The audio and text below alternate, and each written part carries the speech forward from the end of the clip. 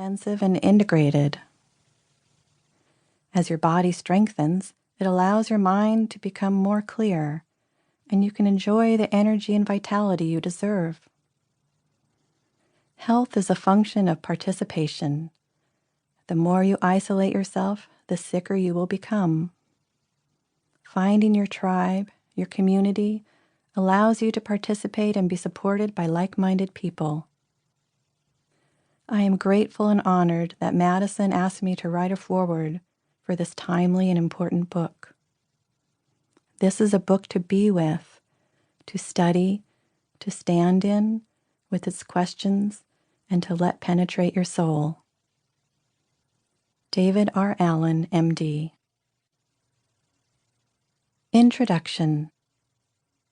It is my heartfelt intention to share with you how I healed my unhealthy reliance on medication. In sharing my own experience of healing, it is my wish to help you on your own path to wellness. You will learn of my roller coaster ride with antidepressant and anti-anxiety medications, and my journey through many tests and doctors. You will find that I finally landed on a very different shore, a place of health using natural, holistic methods available to everybody, because I knew I didn't want to spend my life medicated and ill. It is important to know that I am not against medication.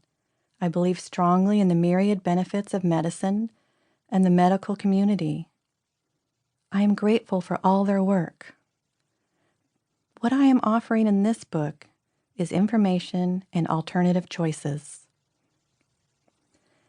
Before I share the good news, though, I feel it's important to also share with you the story of how I came to the place of being so unwell, how my journey over 50 years of experience and practice led to a life of wholeness and balance, and how I created a step-by-step program that allows me to live my life free and unmedicated.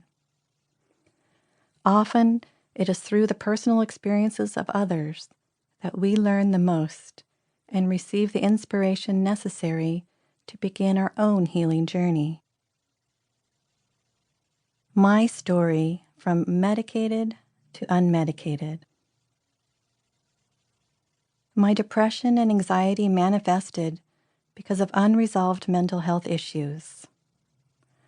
I lived with depression and anxiety for so long that I didn't know it was a medical problem. It was simply how I always was. It was all I ever knew. Because I was born highly sensitive, a deep sense of feeling emotions and highly attuned to stimuli, the emotional abuse and resultant traumas I experienced in my household growing up changed my wiring, my chemistry. I adapted for survival and never dealt with the hurt and painful feelings I experienced as a child and young adult. I had no idea this would come back to haunt me later in life, but why would I? When you're in survival mode, that's what takes priority in your life, surviving.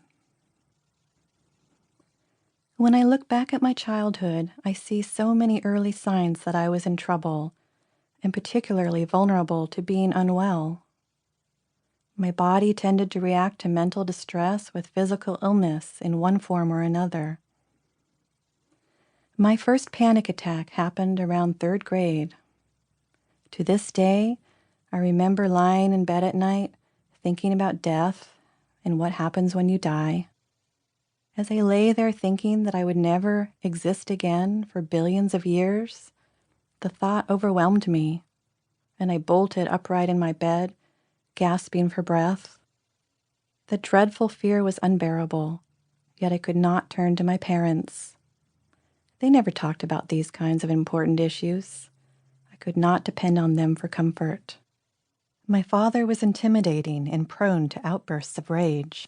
So, as a little girl, I realized quickly that it was best to keep quiet and remain invisible in the household rather than do anything to trigger his fury. I now believe he probably suffered from an undiagnosed chemical imbalance, and there were periods of time when he was nice and even happy. It became natural for me to sense his energy. But even when I thought it was